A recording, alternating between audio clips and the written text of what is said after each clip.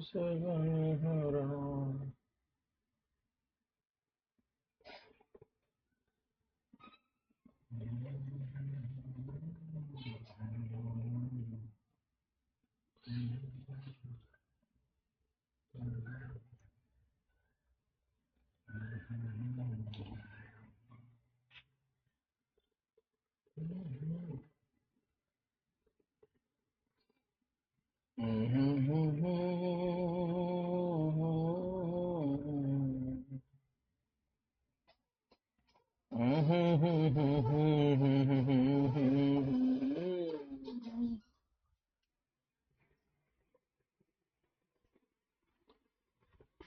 Hello guys, good evening. स्वागत है जी आप सभी के एक बार फिर से अपने सुंदर सी प्यारी सी इस विद्याग्राम की ऐप में। मैं आपका दीपक शर्मा सर आप सभी का स्वागत करता हूं एक बार फिर से इस अद्भुत, इस विशेष, इस जबरदस्त क्लास में। हम लोग हिस्ट्री में धीरे धीरे कछुए की चाल चलते हुए, कछुए को रेंगते हुए रेलवे बेस से एसएससी जीडी हो जाएगा। देखो, मतलब बहुत सारी चीजें सेम होती हैं, लेकिन मैं आपको बोलूंगा सारी चीजें सेम है वो नहीं मिलेगा, ठीक है आपको।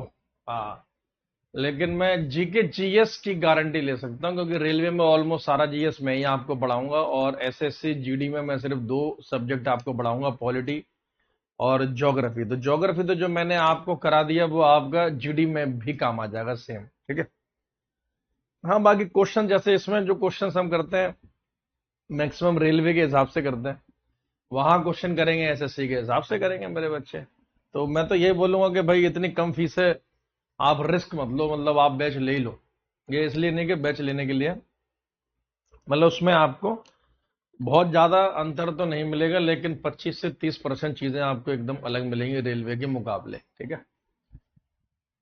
चलो भाई, तो अंगुत्तर निकाय हमने खत्म किया था, बुद्धिज्म यानी कि बौद्ध धर्म। और ये इसी अंगुत्तर निकाय से ही हम आगे शुरुआत करेंगे। आ जाइए फटाफट से सभी बालक एवं बालकों।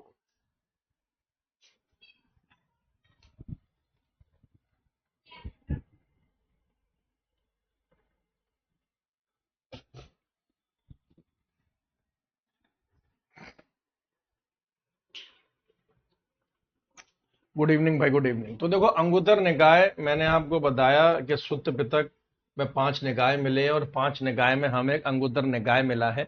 और लिख लो, इस अंगुत्तर निकाय में we found the name of 16 महाजनपद।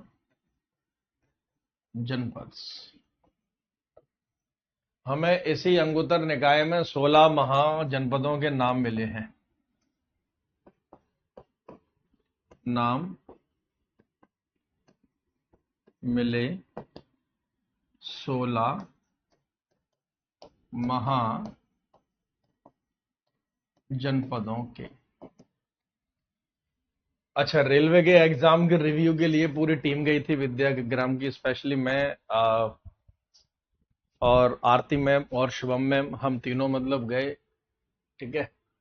और काफी सही लगा बच्चों से बात करने में, बहुत सारी उन्हें बुक्स, पानी, फ्रूटी ड्रिंक्स वगैरह हम लोगों ने वहां बच्चों को दी, जो बेचारे प्यासे थे या फिर जिनको भी मतलब नीड थी।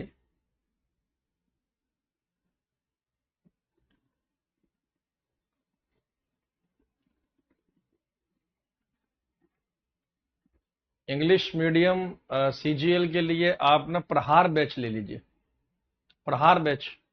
हालांकि वहां अभी सिर्फ मैं ज्योग्राफी पढ़ा रहा हूँ टाइम की शॉर्टेज की वजह से। हाँ, मैंने वहां पर बुक भी बांटी थी। और पता है अच्छी बात क्या लगी? अच्छी बात ये लगी कि 3 बच्चे अपने बैच के मिले, मतलब ठीक है, जो रेलवे के बैच में पढ़ते हैं। तो अगर उनमें से कोई बच्चा लाइव है तो भाई अवश्य कमेंट करे। वो 3 बालक मुझे स्पेशली मिले, ठीक है, कि सर हम बैच में पढ़ते हैं, मतलब वंदे भारत बैच से ही हैं हम लोग। तो उन बच्चों में अगर आप में से कोई हो तो कमेंट करे भाई, क्योंकि यहाँ पे नाम अलग अलग हिसाब से आता है। तो उनसे मिलकर बहुत अच्छा लगा, और जब बच्चा मिलकर ये बोलता है कि वाह सर, मतलब मजा आ गया आपसे पढ़कर, या मजा आता है, तो बहुत अच्छा लगता है। तो 3 बालक ऐसे मिले वहां पे सेंटर पे। बाकी यार बहुत प्यार था, बच्चों ने घेर लिया था, पता है, मतलब बाद में जो बॉडीगार्ड टाइप के जो लोग होते हैं ना, बाउंसर, वो दो गए थे हमारी टीम के साथ, उन्होंने मुझे निकाला वहां से।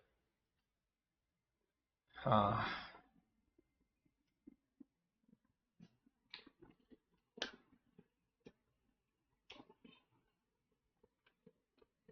ये गौतम बुद्ध की क्लास नहीं है। गौतम बुद्ध यानी कि बौद्ध धर्म इससे पहले का रहा था। बौद्ध धर्म में जो हमें किताब मिली सुत्त पिटक, सुत्त पिटक में 5 निकाय मिले, उसमें से मिले अंगुत्तर निकाय। अंगुत्तर निकाय में हमें 16 महाजनपदों के नाम मिले हैं। तो आज हम मतलब 16 महाजनपद वाले चैप्टर से शुरुआत कर रहे हैं। तो अगर आपसे पूछा जाए कि 16 महाजनपदों के नाम कहाँ मिले हैं, तो अंगुत्तर निकाय में मिले हैं। अंगुत्तर निकाय में हमें 16 महाजनपदों के नाम देखने के लिए मिले हैं। तो आज का जो आपका चैप्टर है उसका नाम है द 16 महाजनपद। चैप्टर का नाम डालो 16 महाजनपद। और इस चैप्टर की शुरुआत होती है आज से करीबन 2500 साल पहले, वही 6th सेंचुरी BC, 6वीं शताब्दी ईसा पूर्व। 6th सेंचुरी BC, 6वीं शताब्दी ईसा पूर्व शुरुआत होती है। अरे कभी मौका मिलेगा दीपक कुमार जी, आपके टाइम पर भी NTPC के किसी सेंटर पे मिल जाएंगे। ये तो किस्मत की बात है मेरे बच्चे।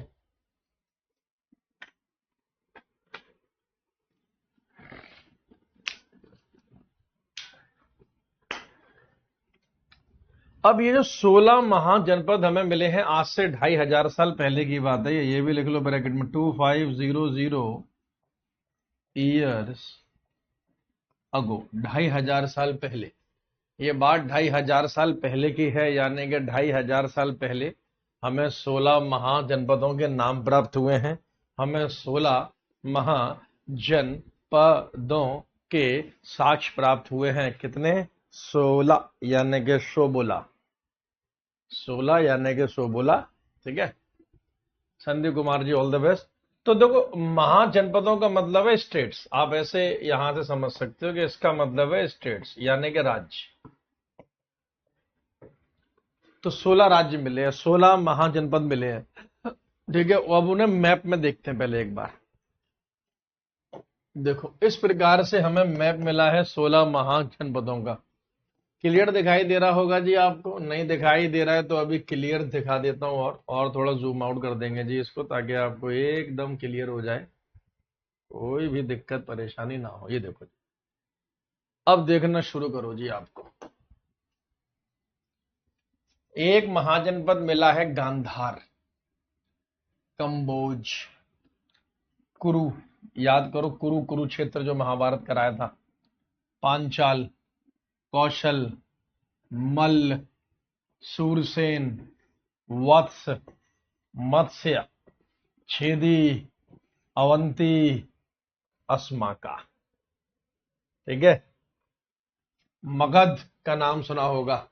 अंगराज कर्ण यानी अंग, वज्जी, काशी। काउंट करें, 16 हो गए? 16 हो जाने चाहिए। काउंट करना जरा। ऑल द बेस्ट बेटा, ऑल द बेस्ट। बिल्कुल सपना पूरा होगा एक दिन टीम से मिलने का। कंबोज 1 2 3 4 5 6 7 8 9 10 11 12 13 14 15 और ये नीचे वाला 16। तो 16 महाजनपद हमें मिले हैं। इन्हीं 16 को एक एक करके आप जरा नाम के साथ देखो। देखो ये पूरा का पूरा मैंने एक स्लाइड लगा दी है, आप इसे अच्छे से देख लेना। ये 16 महाजनपद है, ये 16 महाजनपद है। ये कितने महाजनपद हैं जी? ये 16। और महाजनपद ये जो हमें मिला है चैप्टर, ये मिला है 2500 ईयर्स अगो। तो जिस समय वैदिक काल समाप्त हुआ था उसके बाद ही लगभग हमारे पूर्वजों ने अलग अलग राज्य बनाना शुरू कर दिया था। 2500 साल पहले, आज से 2500 साल पहले की बात है ये। और 16 अलग अलग एरिया में सेटल डाउन हो गए थे। ठीक है, जैसे कि अंग। फिर मैं आपको मतलब ये भी बताऊंगा कि आज के समय में ये कहां पर है, मॉडर्न डे में कहां पर है, कैपिटल राजधानी क्या हुआ करती थी, वगैरह वगैरह। ठीक है, अब घबराओ मत, आपको 16 याद नहीं करने हैं, लेकिन सबसे पहले आप जरा इनका नाम देखना शुरू करो भाई।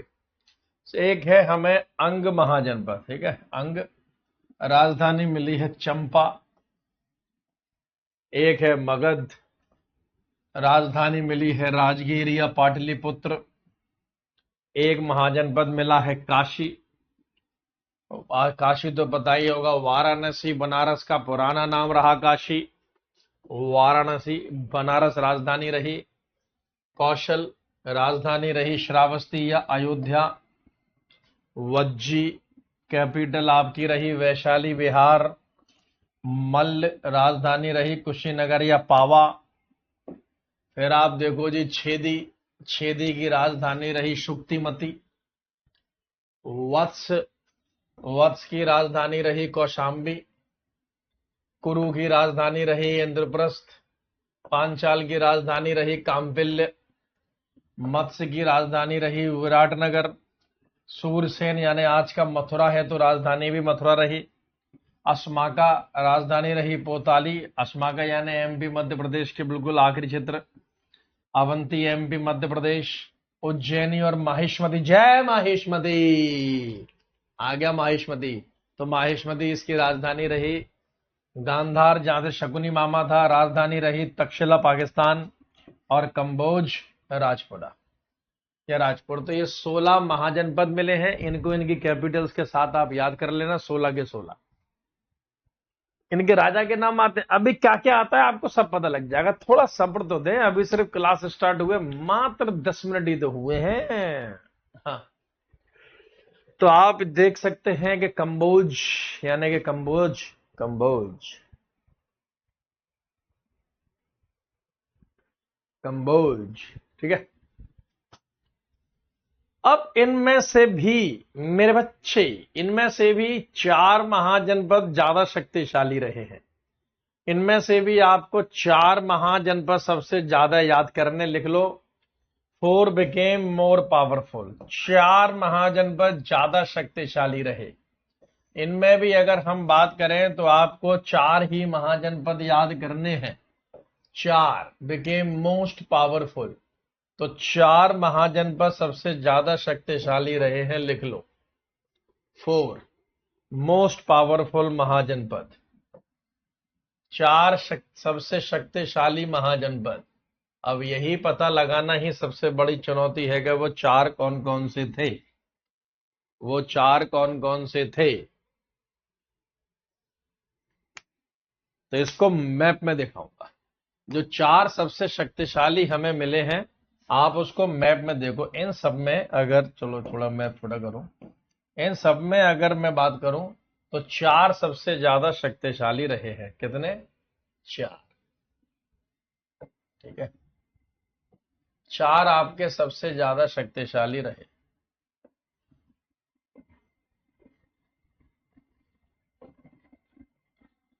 तो इन 16 महाजनपदों में 4 सबसे शक्तिशाली रहे हैं, लिख लो। 4 बिकेम मोस्ट पावरफुल।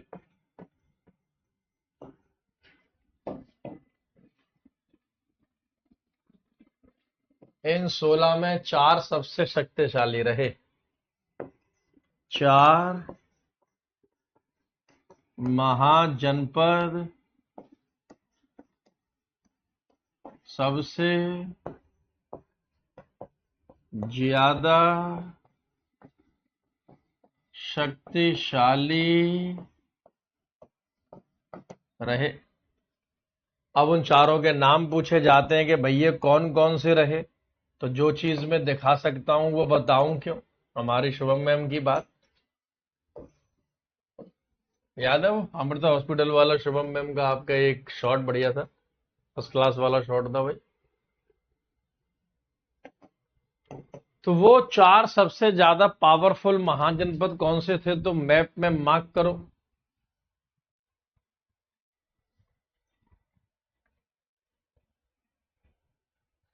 ना एक मत्स्य है, एक वत्स्य है। मत्स्य अलग है, वत्स्य अलग है, ठीक है।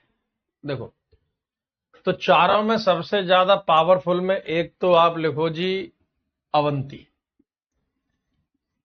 ठीक है। तो एक पावरफुल ये था, नंबर 1 अवंती। तो अवंती बोले तो आज का एमपी मध्य प्रदेश वाला एरिया। दूसरा आपका रहा जी वज्जी। तो एक पावरफुल ये रहा है, तीसरा रहा है कौशल, और फिर आप लिख लो मगध चौथे नंबर पे। ये चार सबसे शक्तिशाली हैं, ये चार सबसे शक्तिशाली हैं और मोस्ट पावरफुल महाजनपद। तो पहली बात तो मैंने आपका शक ये दूर कर, पढ़ो ऐसे जैसे हमेशा के लिए पढ़ रहे हो, जिंदगी ऐसे जियो जैसे आज आपका आखिरी दिन हो, सफल हो जाओ, सफल हो जाओगे मेरे बच्चे, सफल हो जाओगे। Me and my darling flying in the plane. हाँ ठीक है, तो चार मोस्ट पावरफुल। अब इसमें भी सबसे ज्यादा शक्तिशाली कौन था, बात ये निकल के आती है, तो जब ये निकल के आएगी तो उसे आपका सर अलग अंदाज में बताएगा। चलो भैया, इन चारों को अपने अपने अंदाज में करते हैं। कैसे करते हैं जी? अपने अपने अंदाज में करते हैं। कैसे बने, कैसे बने, कैसे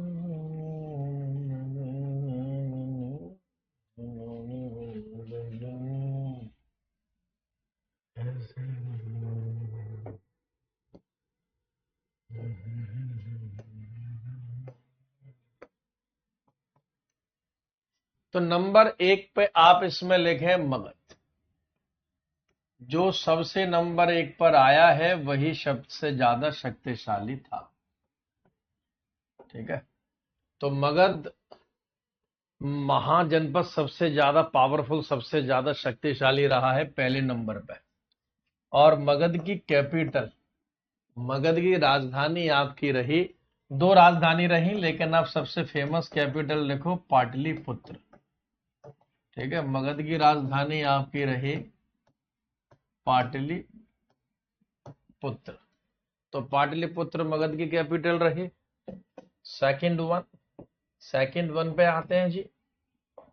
फिर आपका जो दूसरे नंबर पे आया है, दूसरे नंबर पे जो आपका आया है,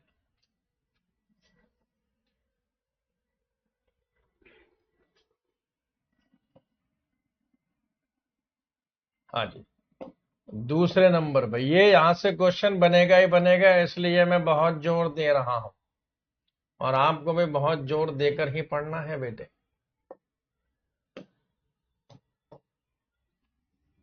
लिख लेना अवंती।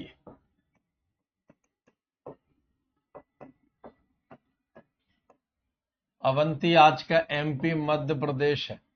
मगध आज का बिहार और यूपी है, अवंती आज के समय का मध्य प्रदेश है। इसकी कैपिटल राजधानी थी उज्जैनी या उज्जैनी। अवंती की राजधानी उज्जैनी या उज्जैनी, तो हम बोल सकते हैं कि एमपी मध्य प्रदेश का क्षेत्र था भाई। अवंती का क्षेत्र कहाँ का था? मध्य प्रदेश का क्षेत्र था अवंती का। कहाँ का क्षेत्र था? मध्य प्रदेश का क्षेत्र था जी। ठीक है, अवंती।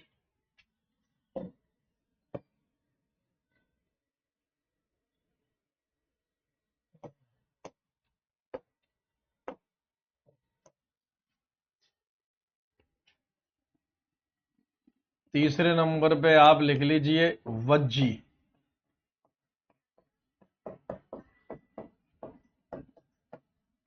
वज्जी, वज्जी बोले तो आज का बिहार समझ लो आप।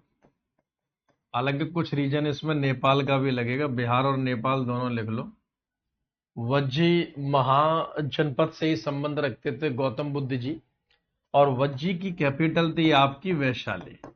ये दिल्ली वाला वैशाली नहीं, गाजियाबाद में जो पड़ता है वैशाली के अगला मेट्रो स्टेशन वैशाली है, दरवाजे बाईं तरफ खुलेंगे, ये वो वैशाली नहीं है, ये बिहार वाला वैशाली है, वैशाली, वैशाली। और चौथा और आखिरी सबसे शक्तिशाली महाजनपद, चौथा और सबसे ज्यादा शक्तिशाली आखिरी महाजनपदों में महाजनपद आप ले लो जी।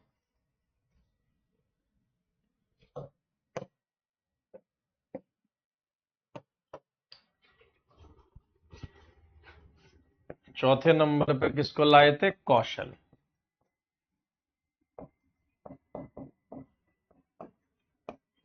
कौशल। कौशल बोले तो आज का यूपी उत्तर प्रदेश। कैपिटल राजधानी अयोध्या। ठीक है, तो ये चार सबसे ज्यादा शक्तिशाली महाजनपद रहे हैं।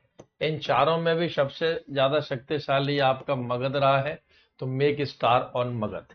मगध के ऊपर मेरे बच्चे स्टार बनाइए। यस, मगध के ऊपर आप मतलब स्टार बनाइए कि मगध इन चारों में सबसे ज्यादा शक्तिशाली रहा है। कौन सबसे ज्यादा शक्तिशाली रहा है जी इसमें? तो मगध इन सब में सबसे ज्यादा शक्तिशाली रहा है। इन चारों इन स्लाइड में आपको कोई दिक्कत परेशानी नहीं होनी चाहिए। यस, कौशल बोले तो यूपी उत्तर प्रदेश, ये आपको याद रहना चाहिए मेरे बच्चे, और बहुत अच्छे से याद रहना चाहिए। ठीक है, यहां तक कोई दिक्कत परेशानी नहीं होनी चाहिए। बताओ जल्दी से। नहीं है? साहिल कुमार मोंडल जी, कोई दिक्कत नहीं है जी आपको? बहुत बढ़िया जी, बहुत बढ़िया, छा गए जी, आप छा गए, बिल्कुल छा गए, समझ गए, बहुत बढ़िया। तो इन 16 महाजनपदों में सबसे ज्यादा शक्तिशाली ये चार रहे हैं, और जब ये चार सबसे ज्यादा शक्तिशाली आपके रहे हैं, अब आपसे पूछा जाएगा कि इन चारों में भी सबसे ज्यादा शक्तिशाली कौन रहा है? तो इन चारों में सबसे ज्यादा शक्तिशाली आपका रहा है मगध। तो 16 के 16 महाजनपद, या फिर इस काल में हमें मगध ही पढ़ना होता है, क्योंकि मगध ने ही रूल करा है। मगध ने बाकी सब 15 महाजनपदों के ऊपर रूल करेगा, मगध सबसे ज्यादा शक्तिशाली होगा। इसलिए हमें जो एविडेंसेस जो मिलते हैं, साक्ष्य जो हमें मिलते हैं, वो मगध एम्पायर यानी कि मगध साम्राज्य के बारे में हमें मिलते हैं, ज्यादा अधिक साक्ष्य हमें प्राप्त होते हैं। So write down the heading, Magadha empire यानी कि मगध साम्राज्य। चलिए भाई, शुरुआत करते हैं मगध की। ये रीजन मगध का होता था। तो मगध आपका बोले तो Bihar plus UP, maximum area Bihar में होता था, लेकिन कुछ एक्सटेंशन विस्तार यूपी उत्तर प्रदेश में भी था। फिर रिवर पूछा जाएगा कि मगध किस नदी के क्षेत्र में मतलब हमें मिला है। तो मगध के बारे में आप रिवर भी लिख लीजिए कि मगध किस नदी के क्षेत्र में मिला है। तो नदी का नाम लिख लो सोन रिवर। सोन नदी के क्षेत्र में हमें मगध मिला है। बल्कि अगर मैं आपको बताऊं तो मगध हमें एम्पायर मगध साम्राज्य 2 नदी के क्षेत्र में मिला है, सोन प्लस गंगा। तो कुछ क्षेत्र मगध साम्राज्य का सोन नदी के क्षेत्र में था, और कुछ क्षेत्र मगध साम्राज्य में आपका गंगा नदी के क्षेत्र में था। तो गंगा और सोन नदी के बीच में आपको मगध मिला है। तो हम ये बोल सकते हैं कि जैसे कि ये तो आ रही है गंगा नदी, और ये बह रही है यहां से सोन नदी, तो गंगा और सोन नदी के बीच में आपको मिला है जी मगध। तो मगध साम्राज्य का जो उद्भव है वो आपका हुआ है कहाँ? मगध का सोन और गंगा नदी के बीच। टाइम लिख लो, समय कि मगध कब से लेकर कब तक रहा है। मगध साम्राज्य का समय कब से लेकर कब तक माना गया है? तो मगध साम्राज्य का समय माना गया है 544 बीसी टू 323 बीसी। 544 ईसा पूर्व से लेकर 323 ईसा पूर्व तक मगध साम्राज्य का समय माना गया है। मगध साम्राज्य का समय माना गया, याद रखना। मगध साम्राज्य का फाउंडर आपसे पूछा जाएगा जी, आपसे पूछा जाएगा कि मुझे इसका संस्थापक बता दो।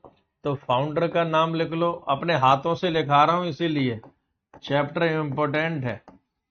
संस्थापक लिख लो जी, फाउंडर का नाम लिख लो। फाउंडर का नाम हमें मिलता है जरासंध। क्या नाम मिलता है? जरासंध। मगध साम्राज्य का फाउंडर संस्थापक जरासंध। जरासंध नाम का राजा था मगध का, जो कि इसका फाउंडर इसका संस्थापक माना गया है। अरे माना गया है भैया, माना गया है। कौन माना गया है? जरासंध माना गया है।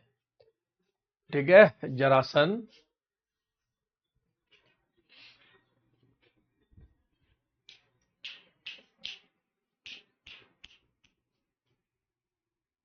पूरे मगध साम्राज्य में 3 वंशों ने रूल करा है, यानी कि 3 डायनेस्टीज ने रूल करा है पूरे मगध साम्राज्य में। तो आप लिख लो मगध एम्पायर में 3 डायनेस्टीज।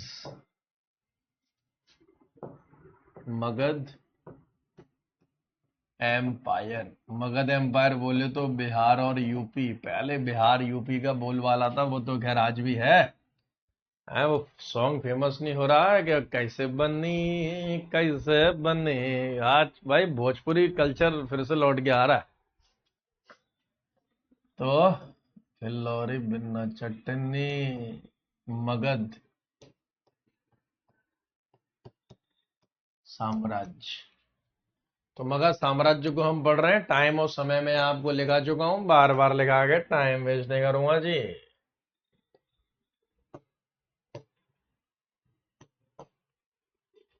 मगध साम्राज्य का फाउंडर भी लिखा चुका हूं, लिख लो। मगध साम्राज्य में आप पढ़ते हैं 3 डायनेस्टीज, 3 अलग अलग परिवार, 3 अलग अलग वंशों ने मगध क्षेत्र में, मगध साम्राज्य में रूल करा है, शासन करा है। तो आप पढ़ेंगे जी 3 वंश। कितने वंश पढ़ोगे जी? 3। सबसे पहले वंश का नाम आप लिख लीजिए, हणयक डायनेस्टी, हणयक वंश। हणयक डायनेस्टी, हणयक वंश 544 से 412, 544 से 412 बीसी। टाइम अगर उल्टा चल रहा है तो सब बीसी ईसा पूर्व में ही होगा, याद रखिएगा। दूसरा आपका मतलब मिला है इसमें शिशुनाग डायनेस्टी।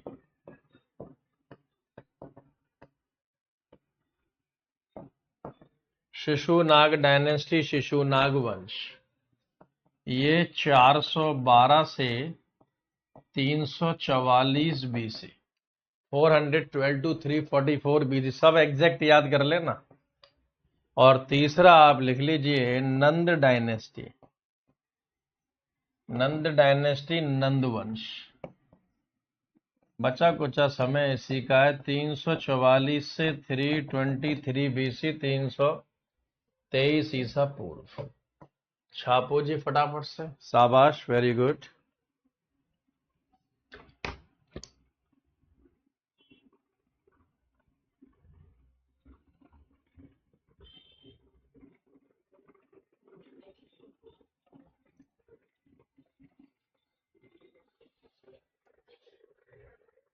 शुभम लिख रहा था हिंदी में लिख दो, हिंदी में लिख दो, ये ले बेटा फटाफट से इसको लिख ले। हणयक डायनेस्टी, हणयक वंश, हणयक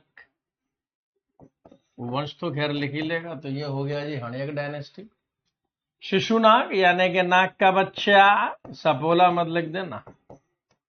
शिशुनाग वंश और नंद डायनेस्टी यानी कि नंदवंश, नंदवंश करेक्ट है। मामला जोर पकड़ना चाहिए भाई, जोर पकड़ना चाहिए मामला, क्योंकि मामला लीगल है, ऐसे इलीगल नहीं होने देंगे जी। जैसे ही हो जाए लिख देना डन। तो मगध में भी आप लोग 3 मतलब पढ़ते हैं, कहने का मतलब ये है कि 3 वंशों को अलग अलग तरीके से पढ़ते हैं। मगध बोले तो बिंबिसार किसमें था? सब्र मेरे रवि, मेरे बालक, सब्र, सब खोल के रख दूंगा, चिंता मत कर बेटा, एकदम सही हाथों में है तू। मेरे पापा मम्मी भी बोलेंगे बे एकदम सही बातों हाथों में है हमारा बालक, इतिहास रचेगा बेटा तू, इतिहास, इतिहास रचेगा तू, इतिहास। मौर्य शुंग कब सातवाहन मगध में शासन किए थे? हिमांशु तिवारी, मौर्य शुंग और कव सातवाहन ये मगध क्षेत्र में शासन किए थे, मगध साम्राज्य में शासन नहीं किए थे। मगध साम्राज्य के आपके 3 ही वंश हैं, इसके बाद जो भी आएंगे उनका एरिया मगध रहेगा, लेकिन उनका साम्राज्य मगध नहीं रहेगा। हाँ हाँ, चलो सबसे पहले आप इसमें हेडिंग डालो मगध, एक एक करके चलते हैं। तो इसमें डालो हणयक डायनेस्टी यानी कि हणयक वंश, हणयक डायनेस्टी, अरे हणयक वंश। पहले हम पढ़ेंगे जी हणयक, टाइम में लिखा चुका हूं, बार बार नहीं लिखाऊंगा, इसलिए एक ही बार में याद कर लेना। और हणियक डायनेस्टी में भी लिख लो पहला शासक। तो पहला शासक हुआ है जी इसमें बिंबिसार। आया मजा? जिसको मजा नहीं आ रहा था, बिंबिसार।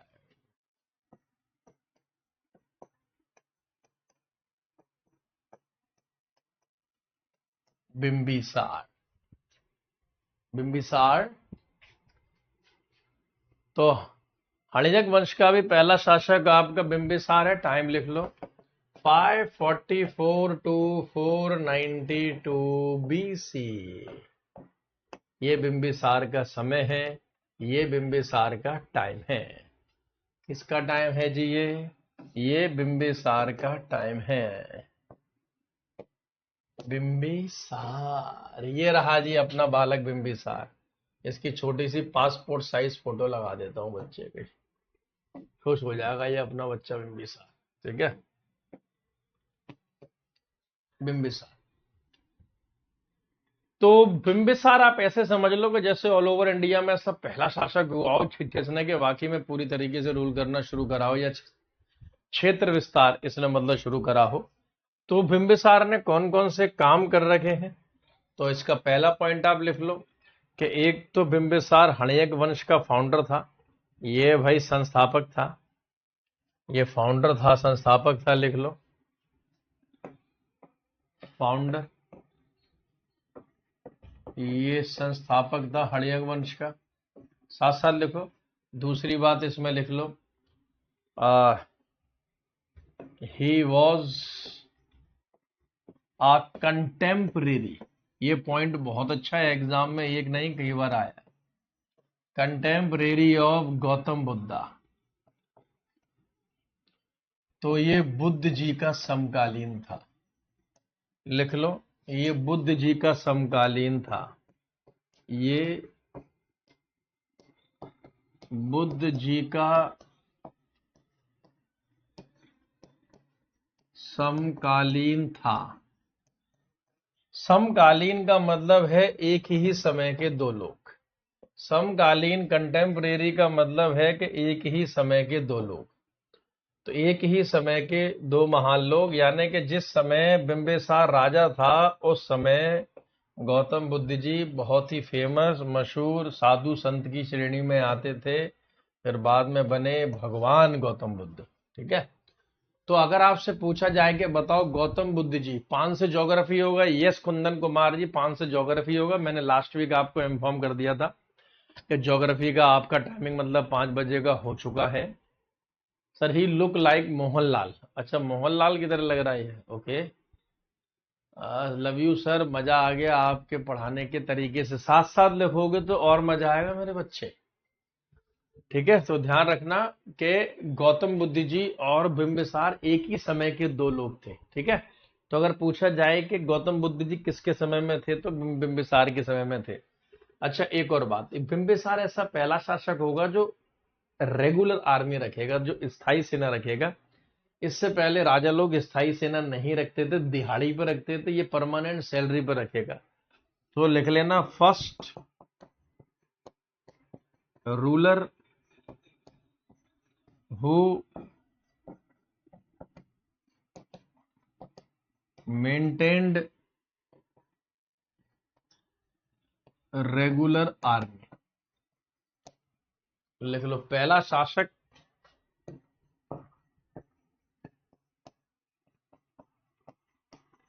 पहला शासक जिसने स्थायी सेना रखी। पहला शासक जिसने स्थायी सेना रखी। ठीक है, तो परमानेंट सेना रखने वाला, हिंदी भी तो बेटा करा ही रहा हूं साथ साथ में। देखो बिंबिसार, बिंबिसार फाउंडर संस्थापक, ये लाइन इंग्लिश, ये लाइन हिंदी, ये लाइन इंग्लिश, ये लाइन हिंदी। अरे इससे बेहतरीन तो अंग्रेजी कोई हाथ में हैंड रिटन में नहीं करा सकता। पीपीटी बना के कोई टीचर ले आए वो अलग बात है, लेकिन हाथ में तो मैं दावा कर सकता हूं कि इस जैसी आपको नोट्स मिल सकते हैं, लेकिन इससे बेहतरीन मिलना तो थोड़ा मुश्किल है बच्चे। आप एकदम सही हाथों में हो। कितनी बार मैं आपको मतलब बोलूं।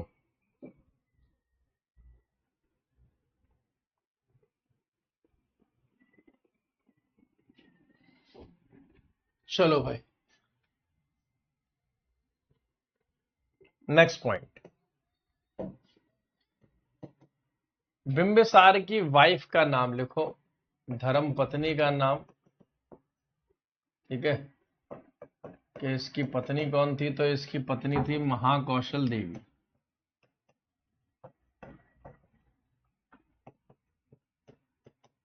महाकौशल देवी।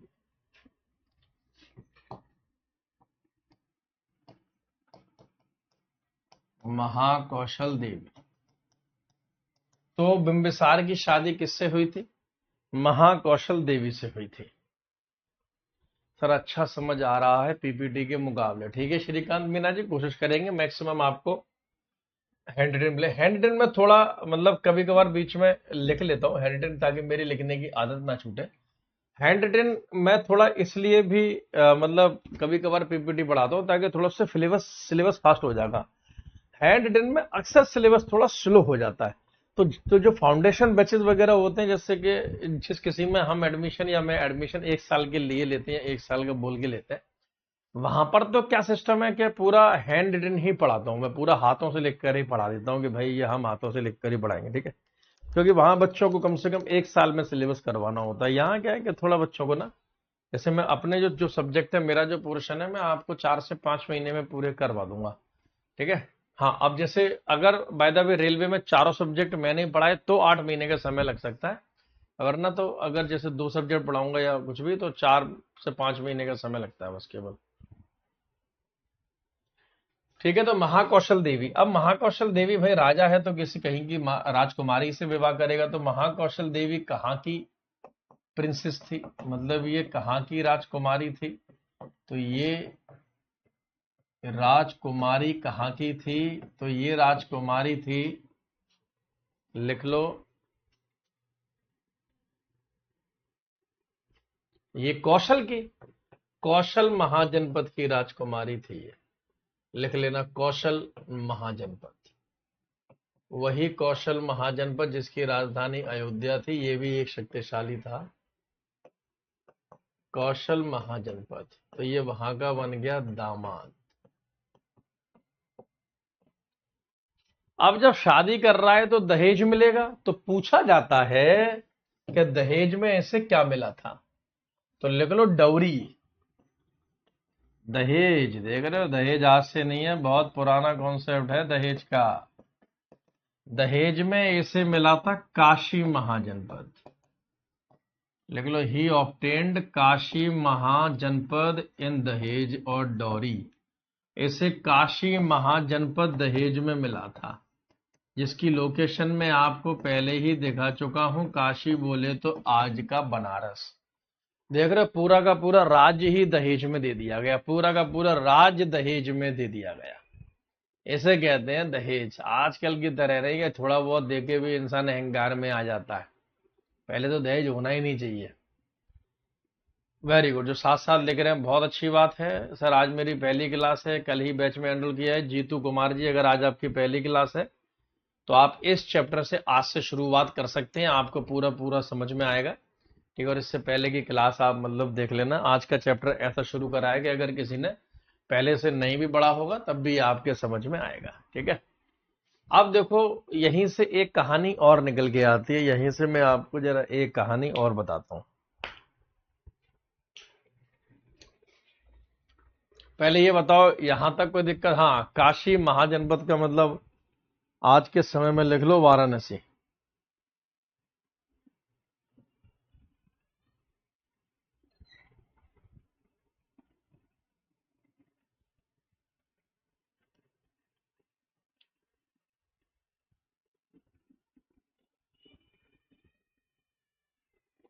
हाँ चलो, अच्छा लिख दूं क्या? ले लो, वाराणसी।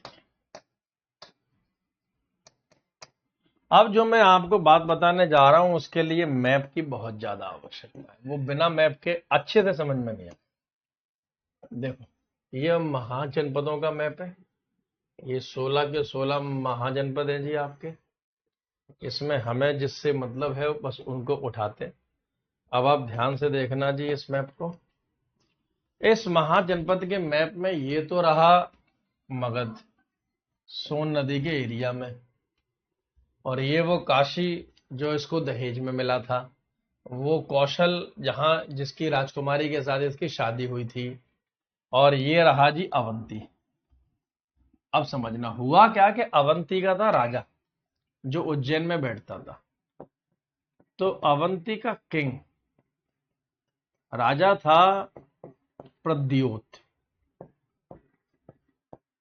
अवंती के राजा का नाम था प्रद्योत। क्या नाम था? प्रद्योत। आप मगध से ही हैं सर? नहीं, मैं एग्जैक्ट मगध से तो नहीं हूं, मैं तो आगरा रीजन से हूं। आगरा मेरी जन्म भूमि है, दिल्ली मेरी कर्म भूमि है, तो मैं आगरा क्षेत्र से हूं। ठीक है, तो मगध तो नहीं बोलेंगे, लेकिन मगध का एक्सटेंशन हम विस्तार बोल सकते हैं। मैं थोड़ा कुरु जनपद साइड आ जाऊंगा, जैसे ये सूरसेन का जो एरिया है ना, मथुरा आगरा वाला, ये रीजन लगेगा महान जनपद में। प्रद्योत, इस प्रद्योत नामक जो राजा है, इस राजा को हो गई एक बीमारी उस समय। बीमारी हो गई।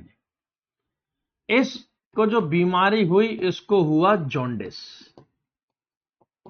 आरती मैम ने साइंस में बताया होगा, जॉन्डिस बोले तो पी लिया।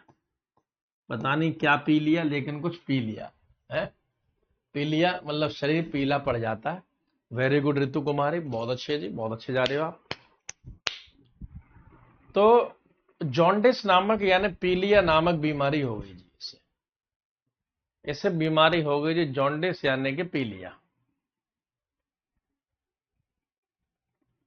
सर आप तो दूध दही का खाना हरियाणा से हो। बिल्कुल हरियाणा से भी है, हरियाणा से मेरे मतलब बोल सकते हैं हरियाणा में भी प्रॉपर्टी, हरियाणा में भी रहता हूँ।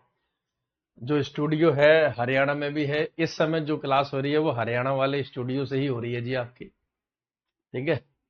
हाँ, दिल्ली एनसीआर है पूरा स्टूडियो।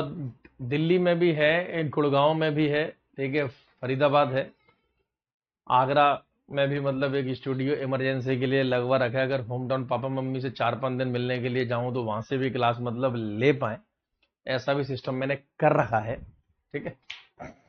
तो दूध दही का खाना मारा हरियाणा।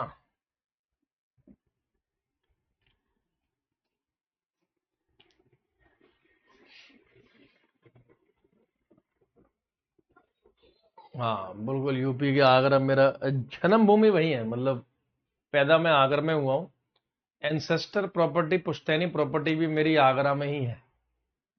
वहीं खेती बाड़ी सब वगैरह वहीं पर ही है, मतलब ज्यादा प्रॉपर्टी तो मेरी वही है। यहाँ तो वो प्रॉपर्टी है दिल्ली एनसीआर में जो मैंने खुद से कमाकर मतलब जिसको मैंने तैयार किया है, वो जो है वो बाप दादाओं से जो प्रॉपर्टी मिली है वो है। ठीक है। तो अब क्या हुआ कि इसके यहाँ देखा जाए तो कोई ऐसा व्यक्ति नहीं था जो कि इसका इलाज कर दे, जो इसका इलाज कर दे। प्रद्योत का इससे बीमारी हो गई तो, लेकिन मगध साम्राज्य में एक बहुत ही बेहतरीन डॉक्टर बैठा करता था। तो फिर भी जैसे ऐसे समझ लो आज के समय का दिल्ली का एम्स है, एम्स का डॉक्टर नंबर 1 है। तो एम्स इसके समय में यहाँ हो गया। तो इसने एम्स का डॉक्टर भेजा अवंती के राजा के इलाज करने के लिए। अवंती के राजा का इलाज करने के लिए तो मगध से एक डॉक्टर गया इलाज करने के लिए इस बीमारी का। उस डॉक्टर का नाम लिख लीजिए, उस वैद्य का नाम लिख लीजिए जीवक। ये बहुत इंपॉर्टेंट क्वेश्चन आता है। क्या नाम था जी? जीवक। तो मगध के राजा बिंबिसार ने जीवक नामक एक वैद्य को भेजा प्रद्योत का मतलब उज्जैन या अवंती के राजा का इलाज कराने के लिए। यह क्वेश्चन बहुत बार बनता है। किसे भेजा? जीवक को भेजा। किसके इलाज के लिए? पीलिया के इलाज के लिए मतलब भेजा था। तो आप इस पॉइंट को मतलब ऐसे लिख सकते हैं मेरे बच्चे। वो तो मैंने डायग्राम के थ्रू बताया ना, लेकिन अगर लिखना चाहो तो ऐसे लिख सकते हो। अब बिंबिसार की पासपोर्ट साइज फोटो लगा देता हूँ। आप ऐसे लिख सकते हो, Bimbisara sent Jivaka to Avanti for treatment of Pradyota. Pradyota बता चुका हूं, उज्जैन का राजा। मतलब बिंबिसार ने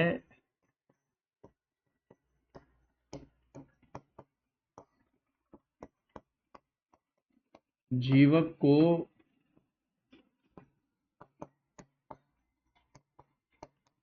अवंती के राजा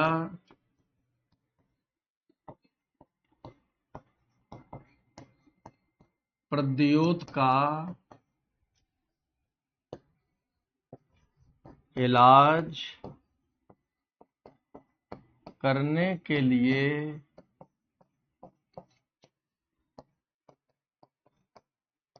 भेजा था।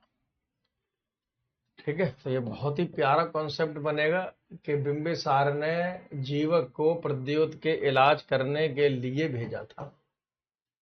इलाज करने के लिए भेजा था। अब यहीं से कहानी ये बनती है कि प्रद्योत को बीमारी क्या हो गई थी। तो याद रखना कि जीवक कौन था, तो ये था जी डॉक्टर फ्रॉम मगध। ये बिंबिसार के कोर्ट या दरबार में रहता था। बड़ा ही जबरदस्त राजा था, बड़ा ही जबरदस्त ये वैद्य था। ठीक है हिमांशु तिवारी सर, आप तो स्कूल के मैथ टीचर की तरह हो, क्लास मिस नहीं होगा चाहे कुछ भी हो जाए। अरे इंद्रजीत जी, थैंक यू सो मच। तो जैसे अभी मतलब मान लो कि मोदी जी को कोई बीमारी हो जाए या कुछ हो जाए, तो भैया वहां से ट्रंप या पुतिन अपने किसी डॉक्टर को भेजेंगे, ये जाके मोदी का इलाज कर देगा, खल्लास कर देगा। बीमारी खल्लास कर देगा। ठीक है।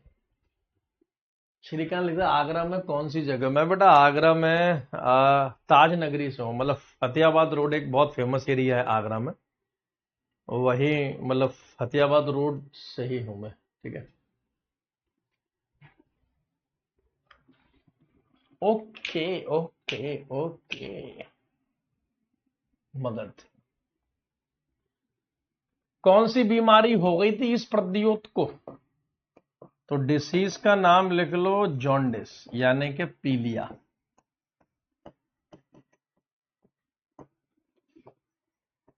पीलिया लिख लो। इन एंशियंट टाइम पीलिया वॉज कॉल्ड एज पांडु रोग। प्राचीन काल में पीलिया को पांडु रोग कहा गया।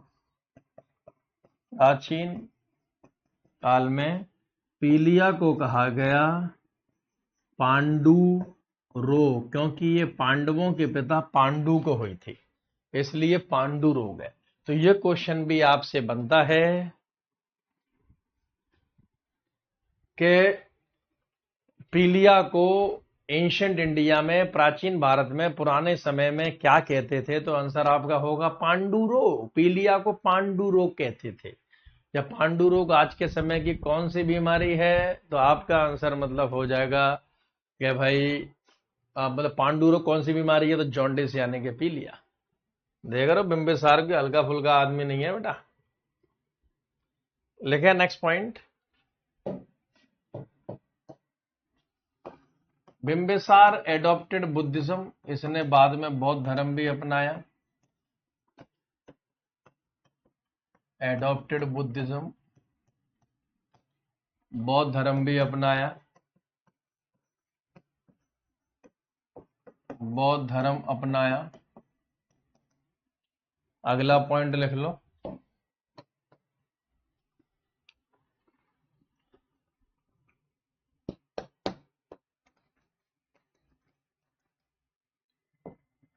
He made his capital at Rajgir. इसने अपनी राजधानी राजगीर को बनाया। इसने राजगीर को राजधानी बनाया। तो शुरुआत में मगध साम्राज्य की राजधानी राजगीर रही है, याद रखना। शुरुआत में मगध साम्राज्य की कैपिटल राजगीर रही है। तो राजगीर कैपिटल रही। राजगीर कहाँ है जी? आज के समय में बिहार में है। राजगीर को राजगृह भी कहा गया है, राजगृह। नेक्स्ट पॉइंट, बिंबिसार यानी कि he was killed by his son. इसकी हत्या इसी के बेटे ने करी। इसे इसके पुत्र ने ही मारा। तो इसे इसके बेटे ने ही मारा, ठीक है। तो सिंहासन के लोभ लालच में आकर इसे इसके बेटे ने ही मारा। इसके बेटे का नाम, सन का नाम लिख लो, अजात शत्रु। नाम तो सुना ही होगा। क्या नाम था जी इसके बेटे का? अजात शत्रु। अजात शत्रु, जो जिसे शत्रु भी ना जीत पाए, अजात शत्रु,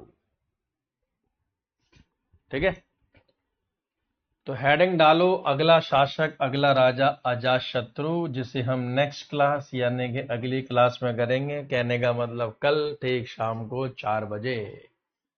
हाँ भाई, किसी का कोई डाउट, शक, संदेह, अभी ठीक 8 मिनट या 10 मिनट के अंदर हम लोग ज्योग्राफी की क्लास के लिए मिलेंगे। ज्योग्राफी में आपका चैप्टर है सोलर सिस्टम, सौरमंडल।